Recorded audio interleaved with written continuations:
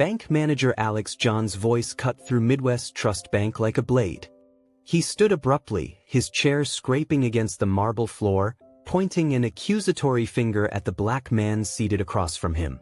Every customer in the lobby froze. The man wore faded jeans and a plain hoodie. No tie, no watch. Alex's eyes swept over him dismissively before he grabbed hand sanitizer from his desk drawer. "People like you don't walk into banks like this asking for millions," he sneered, squirting sanitizer into his palms with theatrical disgust. "Security cameras are recording everything, so don't try anything stupid."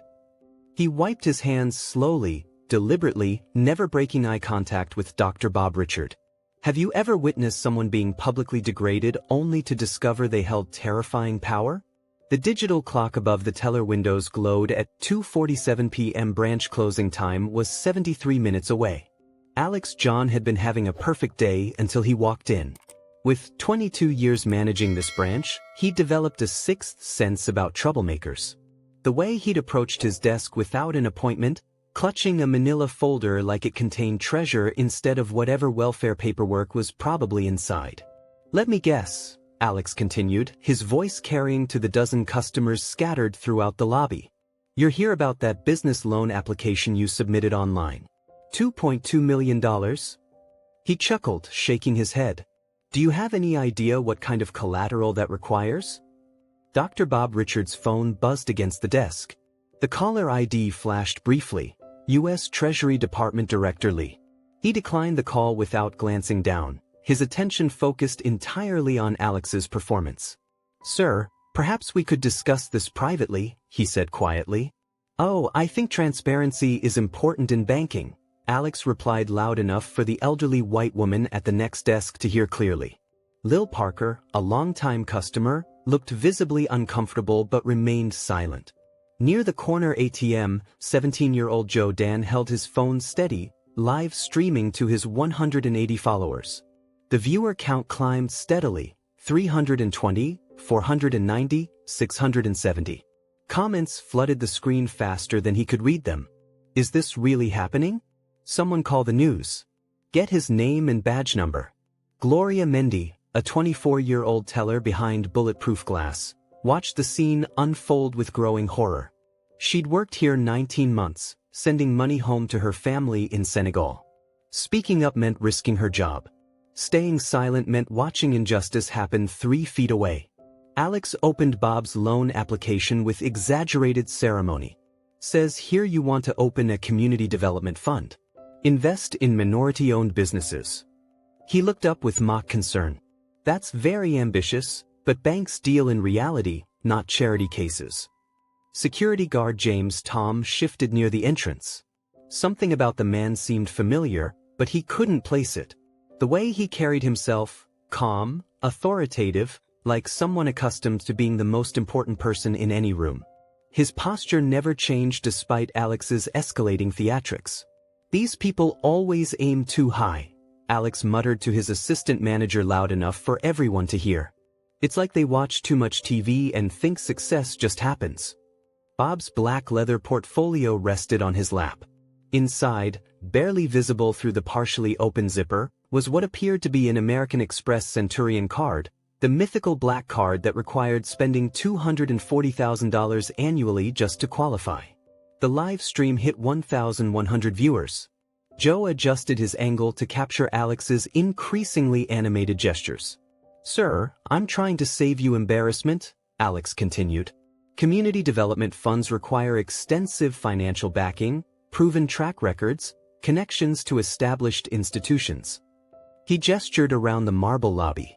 "This isn't the kind of place where people just walk in off the street with big dreams." Lil Parker finally spoke up. "Excuse me, but is this really necessary? Can't you discuss his application privately?" Alex turned toward the elderly woman with practiced patience. "Lil Parker, I appreciate your concern, but we have protocols to protect our legitimate customers from potential fraud situations." The word fraud rippled through the lobby like electricity. Other customers began pulling out phones. The live stream viewer count jumped to 2,000. Bob's phone buzzed again.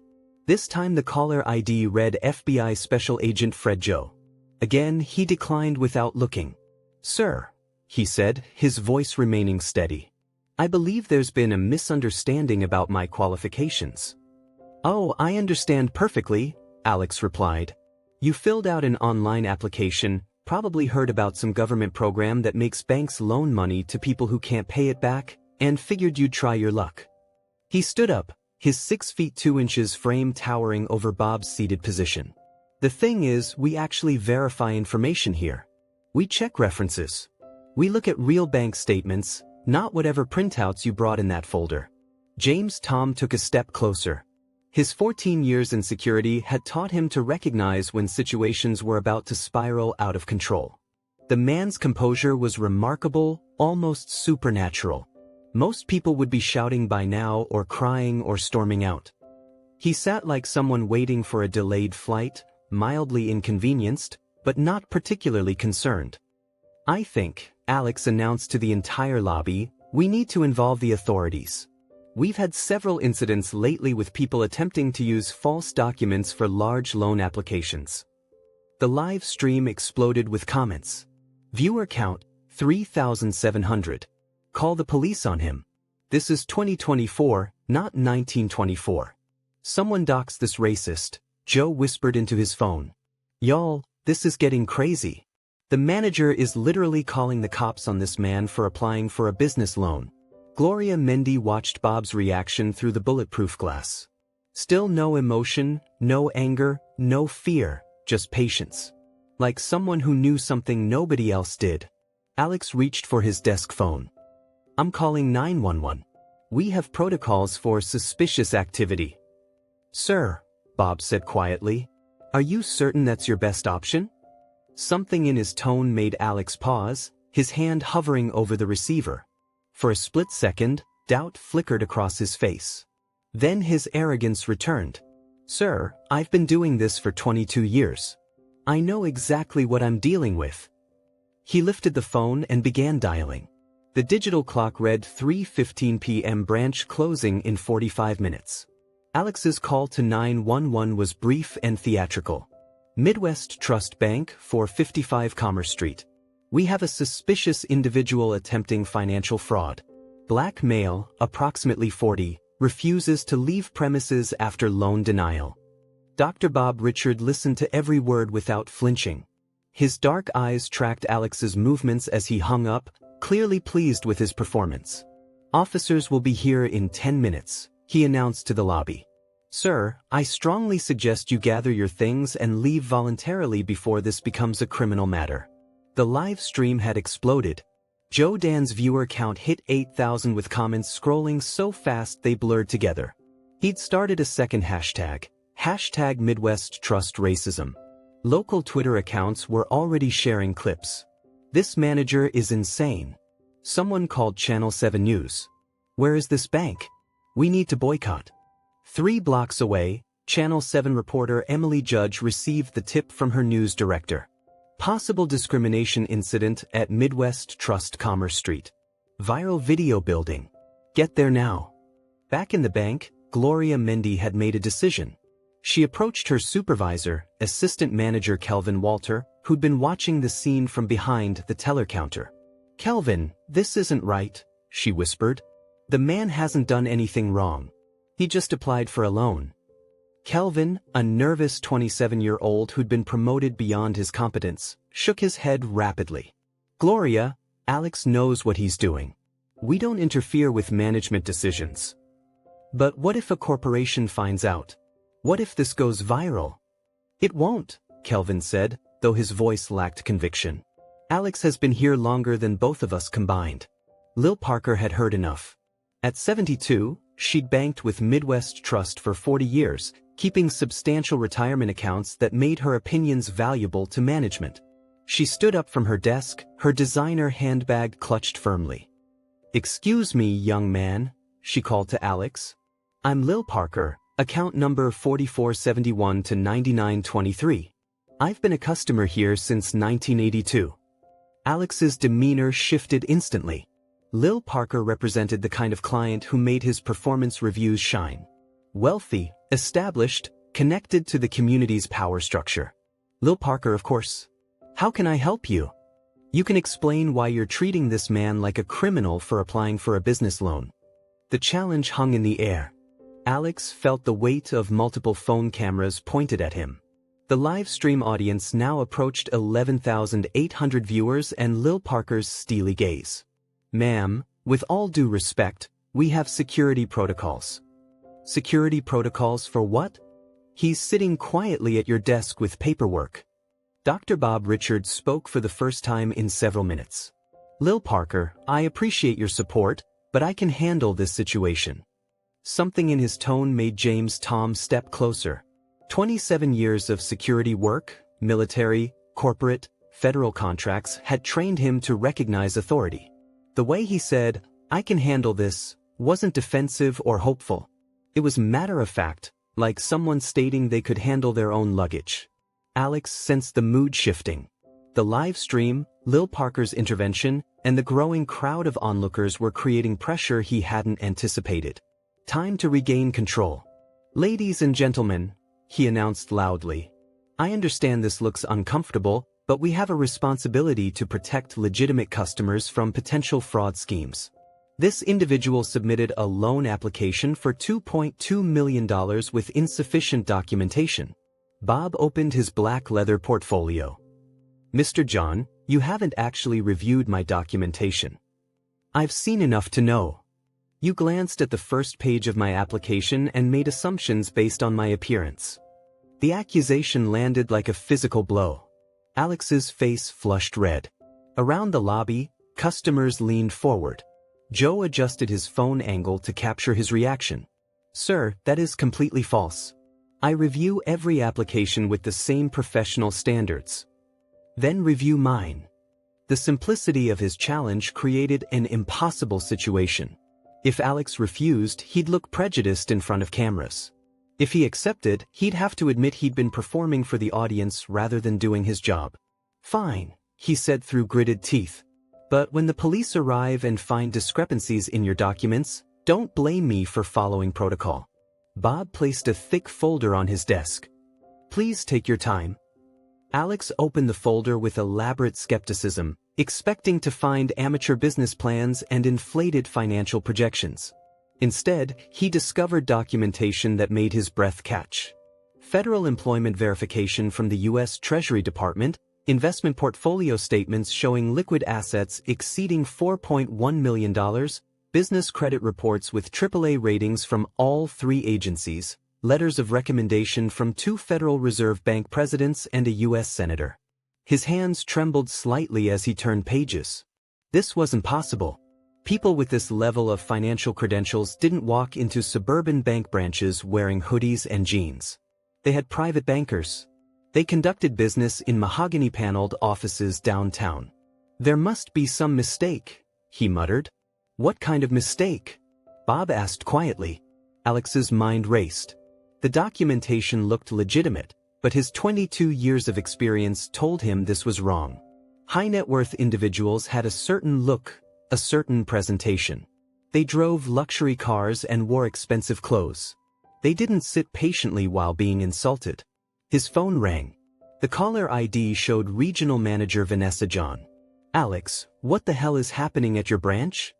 Vanessa's voice was sharp with panic. My phone is exploding with calls about some racist incident. There's a live stream with 14,800 viewers showing you calling the police on a customer. Alex stepped away from his desk, lowering his voice. Vanessa, I have the situation under control. Potential fraud case. I called authorities as a precaution. Alex, corporate is receiving dozens of calls. The hashtag Midwest Trust Racism is trending locally. Fix this immediately. I'll handle it, Alex said, but Vanessa had already hung up. He returned to find Bob reviewing his own documents as if double-checking their accuracy. His phone buzzed again, this time showing FBI Special Agent Fred Joe for the third time. Again, he declined the call. Sir, Alex said, his voice less confident than before. These documents will need to be verified through proper channels. Of course, Bob agreed. Shall I call Treasury Secretary Lee directly, or would you prefer to go through normal verification procedures? Alex's mouth went dry. Treasury Secretary Lee wasn't someone branch managers casually contacted for document verification. The casual way he mentioned his name suggested familiarity that should be impossible. That won't be necessary. Let me just... The bank's front door chimed. 2 police officers entered, their presence immediately commanding the lobby's attention. Officer Edward, a 9-year veteran, and Officer Gary, newer to the force, approached Alex's desk. We received a call about a possible fraud situation. Officer Edward asked. Alex suddenly realized he was about to accuse someone with apparently legitimate federal connections of fraud in front of 14,800 live stream viewers, multiple phone cameras, and 2 police officers. For the first time since this began, Dr. Bob Richards smiled. The digital clock read 3:28 p.m. 2 police officers stood in the marble lobby while 16,200 people watched via live stream. Officer Edward, a veteran with kind eyes, approached Alex's desk with practiced caution. Sir, you reported a fraud situation. Alex's confidence wavered as he gestured toward Dr. Bob Richard. This individual submitted a loan application with questionable documentation. When I tried to discuss proper procedures, he became uncooperative. Uncooperative? How? Officer Gary asked, noting the man's calm posture and the stack of official-looking papers on the desk. He insisted on having his application reviewed despite obvious discrepancies. Officer Edward raised an eyebrow. He wanted his loan application reviewed. That's why you called the police. The live stream comments exploded with sarcasm and outrage. Joe Dan had to restart his stream twice as viewer numbers crashed the platform. He called the cops because he wanted his loan reviewed. This man needs to be fired immediately. Someone get this manager's name. Dr. Bob Richards stood slowly, his movements deliberate and controlled. Officers, I believe there's been a serious misunderstanding. He reached into his black leather portfolio and withdrew a leather credential wallet. When he opened it, Officer Edwards' expression changed instantly. Federal credentials, he said simply. Dr. Bob Richard, Senior Compliance Officer, Federal Reserve Bank of Chicago, badge number FR 2846. The silence in the bank was absolute. Alex's mouth opened and closed soundlessly. Lil Parker gasped audibly. James Tom unconsciously straightened to attention, his military training recognizing federal authority. Officer Edward examined the credentials carefully. Real federal badges had specific security features, holographic seals, unique serial numbers, special paper that felt different from counterfeits. These were genuine. Sir, Officer Edward said, his tone shifting to respectful formality. I apologize for any confusion. May I ask why you're here? I'm conducting an unannounced compliance investigation into discrimination complaints filed against this branch. His voice carried the quiet authority of someone accustomed to being the most powerful person in any room. Mr. John has been under federal observation for approximately 40 minutes. Alex's legs nearly gave out. Federal observation. 16 discrimination complaints have been filed against this branch in the past 9 months. The Federal Reserve takes such allegations seriously, particularly when they suggest systematic violations of the Equal Credit Opportunity Act. He turned toward Alex with professional calm. Every interaction we've had has been recorded for federal investigation purposes. Alex's face was drained of color. Recorded. Dr. Richard opened his portfolio further, revealing a small digital recording device with a red light glowing steadily.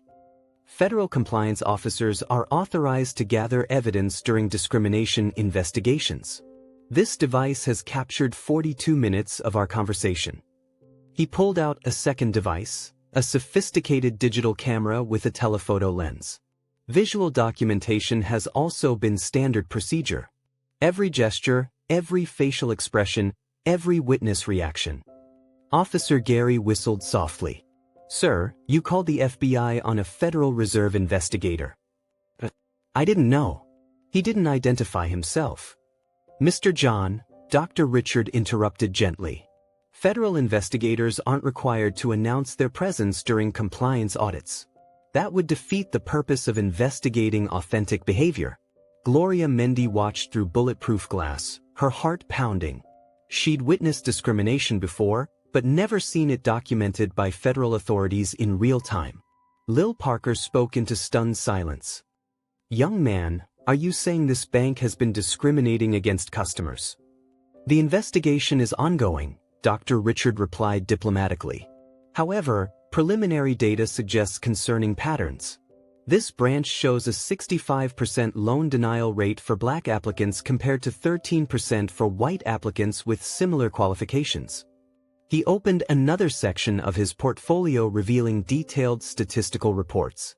Over the past 19 months, this branch has denied 840 loan applications from minority applicants while approving 920 applications from white applicants with identical or lower credit scores. The live stream viewer count hit 21,800. Comments flooded faster than human eyes could track. "He's Federal Reserve. This manager is so fired. Government sting operation live." Kelvin Walter, the assistant manager, had been watching from behind the teller counter with growing horror. He approached Dr. Richard tentatively. "Sir, I'm Kelvin Walter, assistant manager. I want to state for the record that I disagreed with Mr. John's approach. I thought he was being unprofessional." Dr. Richard's eyes met his steadily. "Mr. Walter, our investigation covers all management personnel. Your actions during the past 42 minutes have been documented. Did you intervene when you noticed discriminatory behavior?" Kelvin's face paled. Well, Alex is my supervisor." "I see. So, you witnessed potential civil rights violations but chose not to act due to workplace hierarchy." The question hung in the air like a blade. Kelvin realized he might be as complicit as Alex. Alex's phone rang. The caller ID showed his worst nightmare, Bank President Henry Dan. "Take it," Dr. Richard suggested. "He's probably watching the live stream." Alex's hands shook as he answered. "Mr. Dan, I can explain." "Alex, what have you done?" President Dan's voice was loud enough for everyone to hear. "Do you have any idea who you're dealing with?" "Sir, he didn't identify himself as..." Dr. Richard could have shut down this entire branch with a single phone call. "He has direct authority from the Federal Reserve Board. You just performed exactly the kind of discrimination he was sent to investigate." The phone went silent for several seconds. "How many people are watching this disaster?" Alex looked at Joe's phone screen. 21,800, sir." 21,800. "Alex, you've created a national banking scandal. Put Dr. Richard on immediately." Alex extended the phone with a trembling hand. Dr. Richard accepted it with professional courtesy. "President Dan, this is Dr. Richard." "Dr. Richard, I am mortally embarrassed. Please accept my deepest apologies for this employee's conduct. How can we remedy this situation? We'll discuss remediation after I complete my investigation. However, I should mention that this interaction has been witnessed by approximately 21,800 people via live stream with clips being shared across multiple social media platforms." More silence from the phone. "Are we looking at federal penalties?" The Equal Credit Opportunity Act carries fines ranging from $48,000 to $290,000 per documented violation. Today's interaction alone constitutes multiple violations. The broader investigation suggests systematic issues that could result in criminal referrals. Dr. Richard pulled out his phone and showed the screen to Officer Edward. "I should also mention that I've been in contact with the FBI Financial Crimes Division throughout this investigation." Officer Edward stepped forward. "Dr. Richard, do you require any assistance with your federal investigation?" "Thank you, Officer Edward. Actually, yes." He turned toward Alex with devastating calm. "Mr. John called the FBI claiming I was committing fraud. Perhaps you could contact Agent Fred Joe and let him know the situation has been resolved." "Agent Fred Joe?" Officer Gary asked. "Special Agent Fred Joe, Financial Crimes Division. He's been expecting my call." He showed them his phone, revealing missed calls from FBI Special Agent Fred Joe over the past hour. Officer Edward understood immediately. "You've been in contact with federal investigators this entire time. Agent Fred Joe has been tracking this compliance investigation. When Mr. John called 911, federal protocols required Agent Fred Joe to respond. He's currently 3 minutes away. Alex sank into his chair as the full scope of his mistake became clear. He'd called the FBI to arrest a federal investigator who was already working with the FBI on a discrimination case against his bank. James Tom approached Dr. Richard's desk. "Sir, I need to apologize. I recognized something familiar about you, but couldn't place it. I should have realized you were law enforcement." "Mr. Tom, your military background is noted in our file. Former Army MP, correct?" "Yes, sir. 11 years. Your restraint during this situation has been professional. Unlike some others present, you didn't participate in discriminatory behavior." The distinction wasn't lost on Alex or Kelvin. Dr. Richard addressed the entire lobby. "Ladies and gentlemen, I want to clarify the scope of what you've witnessed. This wasn't simply rude customer service. Under federal banking law, what occurred here constitutes multiple violations of civil rights legislation." He enumerated on his fingers. Discriminatory lending practices, violation of Equal Credit Opportunity Act, potential criminal civil rights violations under Title 8 of the Civil Rights Act, filing false police reports about federal investigators.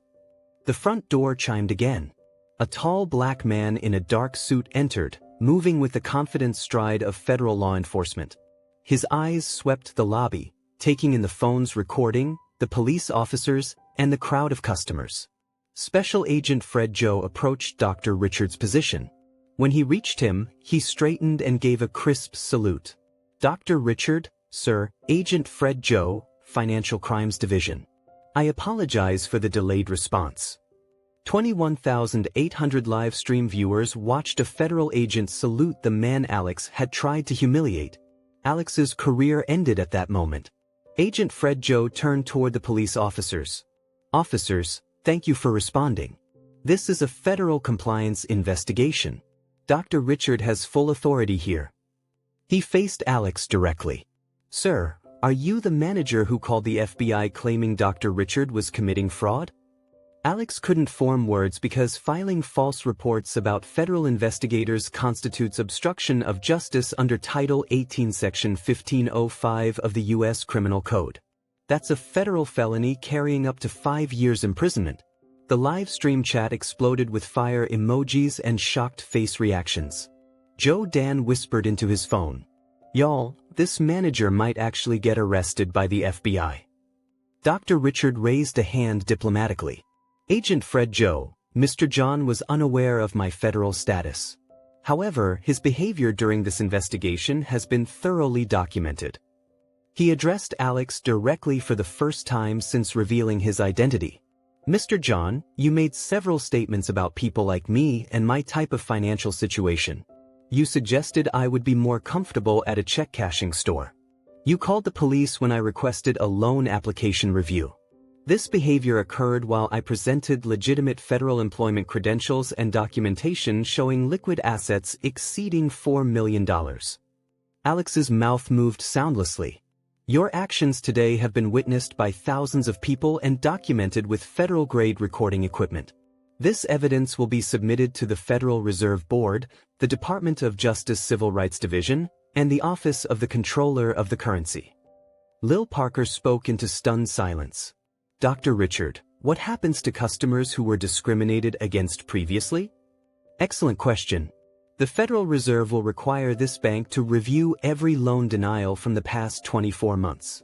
Customers who were improperly denied will receive priority reconsideration and potential compensation for damages." Agent Fred Joe consulted his phone. "Dr. Richard, I should mention that this live stream has been shared by Congressman Davis and Senator Washington. They're requesting immediate congressional briefings on banking discrimination." The scope of Alex's disaster expanded beyond his comprehension. Congressional attention meant national media coverage, federal hearings, and regulatory scrutiny that could affect the bank's federal charter. President Dan's voice crackled through Alex's phone, which was still lying on the desk. "Dr. Richard, I'm en route via helicopter. ETA 7 minutes. Please don't make any final determinations until I arrive." Dr. Richard picked up the phone. President Dan, emergency interventions won't change the documented evidence. However, I'm willing to discuss compliance remediation options. Thank you. Alex, you're suspended immediately.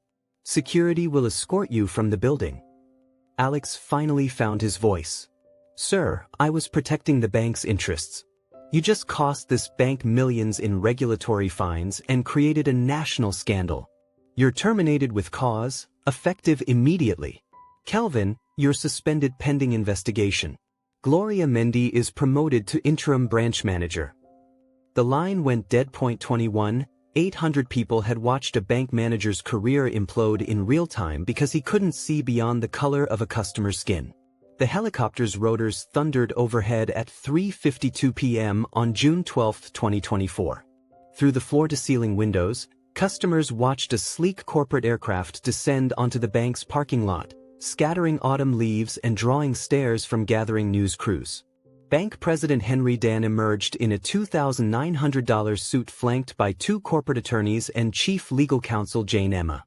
His normally composed demeanor showed cracks of panic as he strode toward the entrance, phone pressed to his ear. Stock price is down 10% in the last hour, he was saying. How many news outlets have picked this up? The live stream had reached 33,800 viewers. Hashtag Midwest Trust Racism was trending nationally. Local news trucks lined Commerce Street like a parade of accountability. Dr. Bob Richard remained seated at Alex's former desk, reviewing his documentation with Agent Fred Joe. His federal recording device continued capturing every sound, every conversation, every corporate damage control attempt about to unfold. President Dan burst through the bank's front doors with the urgency of a man watching his empire crumble in real time. His eyes immediately found Dr. Richard, and his stride faltered. He looked exactly like what he was, a senior federal official who just documented systematic discrimination at his flagship branch. Dr. Richard, he said, approaching with the careful respect reserved for people who could destroy careers with a phone call. I'm Henry Dan, bank president. I cannot express how deeply sorry I am about this incident. Dr. Richard stood with professional courtesy. President Dan, I believe we need to discuss your institution's compliance with federal banking regulations. Absolutely. Should we move to a private conference room? No. This investigation began in public view. Resolution discussions will continue the same way. Dan's corporate attorneys exchanged worried glances. Public negotiations meant no ability to control messaging or limit legal exposure. Agent Fred Joe stepped forward. President Dan, I'm Special Agent Fred Joe, FBI Financial Crimes Division. We need to discuss potential criminal violations stemming from today's events. Criminal violations. Dr. Richard opened his portfolio and withdrew a thick federal compliance manual. Mr. Dan, your employee, Alex John, violated multiple sections of the Equal Credit Opportunity Act while under federal observation. Let me be specific. He turned to a marked page. Section 1002.4 prohibits discriminatory treatment based on race. Mr. John explicitly stated that people like me should use check-cashing stores instead of banks. Dan winced visibly. Section 1002.9 requires equal treatment in loan application processing. Mr. John refused to review my complete application based on my appearance. The live stream audience watched a federal compliance officer systematically dismantle a bank president's day. Section 1002.14 prohibits discouraging applications. Mr. John actively discouraged my loan application and suggested I was attempting fraud. Dan's lead attorney, Paul Ken, stepped forward. Dr. Richard, perhaps we could discuss settlement parameters.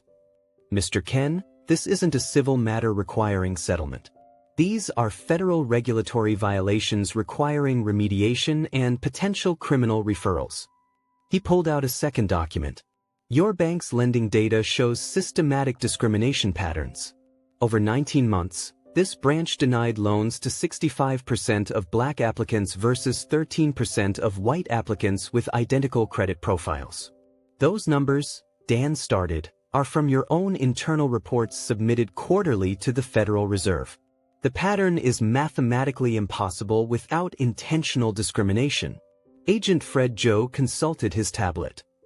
President Dan, these statistics suggest systematic civil rights violations under Title VIII that carry criminal penalties, including imprisonment for bank officers who facilitate discriminatory practices. The corporate legal team huddled briefly. Jane Emma emerged as their spokesperson. Dr. Richard, what remediation does the Federal Reserve require? Excellent question. Dr. Richard pulled out a prepared list. Option 1, immediate federal intervention. We freeze your assets, launch criminal investigations, and refer this matter to the Department of Justice Civil Rights Division. Dan's face went white. Option 2, comprehensive compliance restructuring under federal oversight. This includes specific requirements. He enumerated systematically. First, immediate termination of all personnel involved in discriminatory practices. Mr. John and Assistant Manager Walter are permanently banned from banking industry employment. Kelvin Walter, who'd been watching from the teller area, slumped against the counter. Second, establishment of a $4.8 million community development fund specifically for minority business loans administered by independent oversight. Dan's attorneys scribbled notes frantically. Third, mandatory bias training for all employees conducted by federal contractors with quarterly testing requirements. Failure results in immediate termination. Lil Parker, still recording with her phone, nodded approvingly. Fourth, installation of real-time discrimination monitoring software that flags potential bias incidents and reports directly to federal regulators. Fifth, quarterly community audits conducted by independent civil rights organizations with results published publicly. The scope of federal oversight was staggering. Dan realized his bank would operate under microscopic scrutiny for years. Sixth, immediate review of every loan denial from the past 24 months. Customers who were improperly denied receive priority reconsideration and compensation for damages. Agent Fred Joe added, President Dan, these requirements are non-negotiable. Dr. Richard has documented evidence of systematic discrimination. The alternative is criminal prosecution and potential loss of your federal banking charter. Dan understood the mathematics of survival. Fighting federal regulators meant certain destruction. Compliance meant expensive humiliation, but continued existence. Dr. Richard, we accept your remediation requirements. Excellent. However, implementation begins immediately. He turned toward Gloria Mendy, who was still standing behind the teller counter.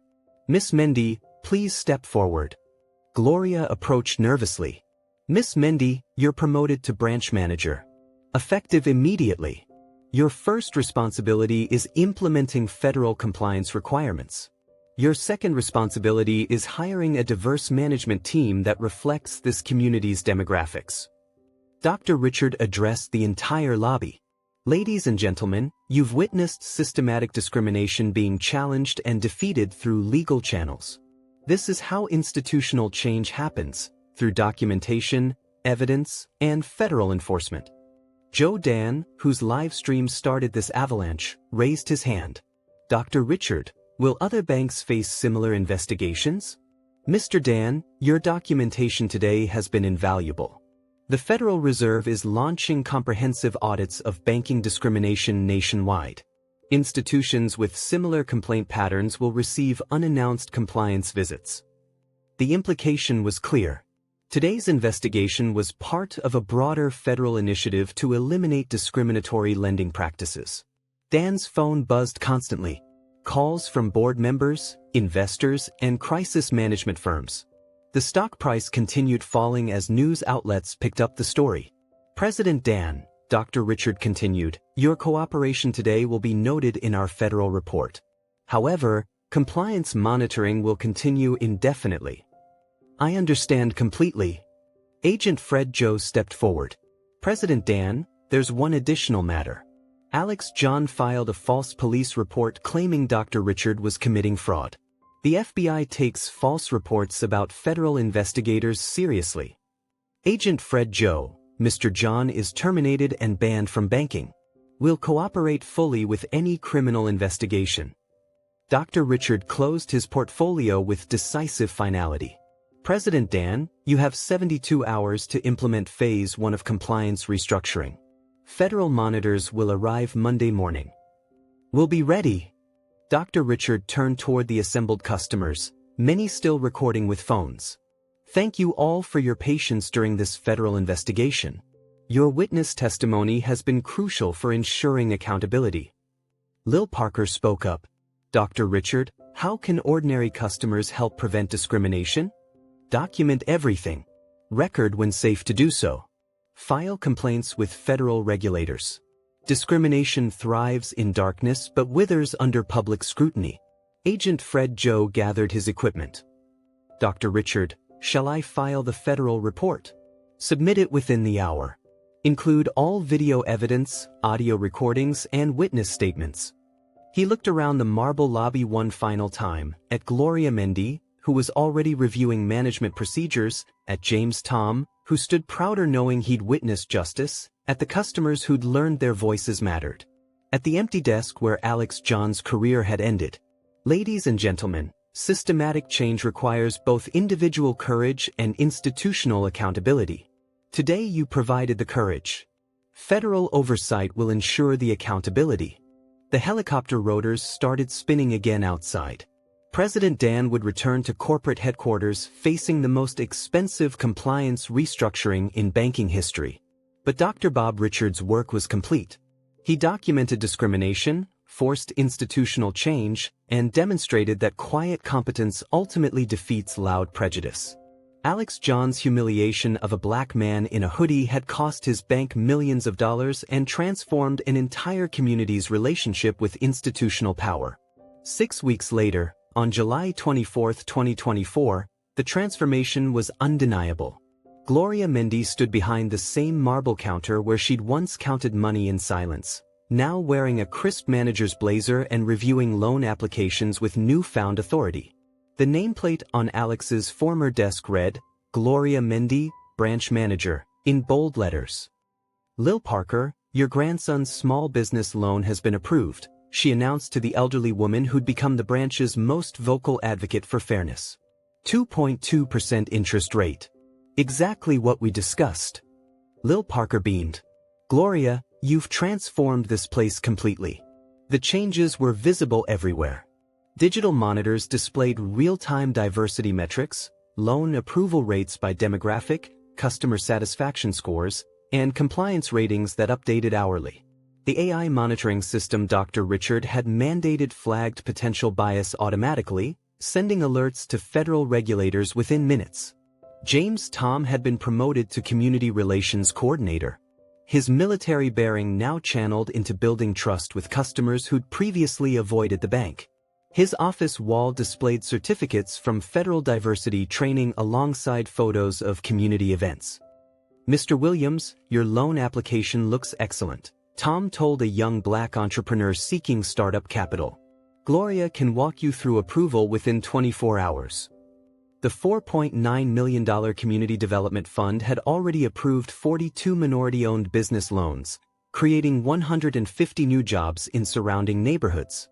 Success stories filled local newspapers. The Ghanaian family opening a restaurant. The black teenager launching a tech startup. The elderly Nigerian woman expanding her tailoring business. Dr. Richard's federal monitoring had revolutionized more than just lending practices. Customer service scores had improved 330% as employees underwent mandatory bias training every quarter. The anonymous reporting system logged complaints that were investigated within 48 hours. Alex John's fate served as an industry-wide warning. Banned permanently from banking, he'd taken a door-to-door insurance job, paying 1/3 of his former salary. Local news outlets occasionally featured him as a cautionary tale about workplace discrimination. Kelvin Walter faced federal investigation but avoided criminal charges by cooperating fully with compliance restructuring. He worked now as a customer service representative at a credit union, his management ambitions permanently derailed. The ripple effects extended far beyond Midwest Trust Bank. Dr. Richards' live-streamed investigation had triggered congressional hearings on banking discrimination. Senator Washington used the viral video during committee testimony, forcing regulatory agencies to audit 840 financial institutions nationwide. 11 other banks had implemented identical monitoring systems preemptively, recognizing that federal compliance visits were inevitable. The American Bankers Association issued new guidelines explicitly prohibiting discriminatory language and requiring real-time bias training. Joe Dan, whose live stream started the avalanche, had parlayed his documentation skills into a journalism internship with the Federal Reserve's Public Affairs Division. His phone, which recorded the moment that changed everything, now sat in the Smithsonian Civil Rights Collection. This shows how individual actions can create systematic change, he explained to visitors during guided tours. One person refusing to accept discrimination can transform entire industries. The transformation wasn't merely procedural. It was cultural. Branch employees who'd once whispered about certain customers now actively recruited minority-owned businesses. Loan officers celebrated diversity metrics alongside profit margins. Gloria Mendy had hired a management team reflecting the community's demographics: a Kenyan assistant manager, a Latino loan officer, and a Black customer service director. Decision-making conversations now included perspectives that had been systematically excluded. The quarterly community audits mandated by federal oversight had become celebrations rather than inspections.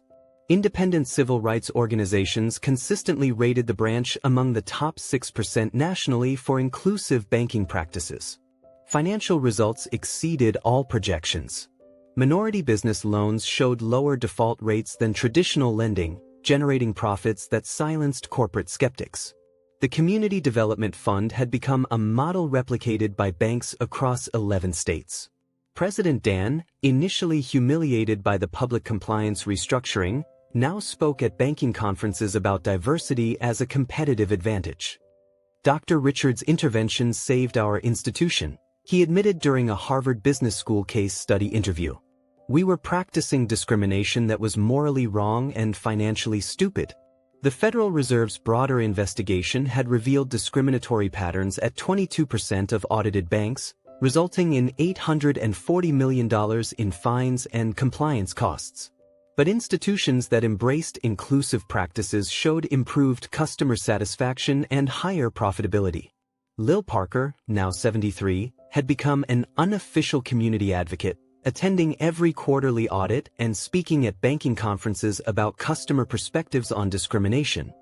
That day taught me that ordinary people have extraordinary power when they refuse to accept injustice, she reflected. Dr. Richard showed us how quiet courage defeats loud prejudice. The branch's success attracted attention from international banking organizations studying American diversity initiatives. Delegations from Canada, the UK, and Germany toured the facility, learning how federal oversight could eliminate discriminatory practices. Most importantly, the transformation had restored community trust. Customers who'd avoided banks for decades now opened accounts confidently. Small business owners applied for loans without fear of judgment. The institution had evolved from a symbol of exclusion into a catalyst for economic empowerment.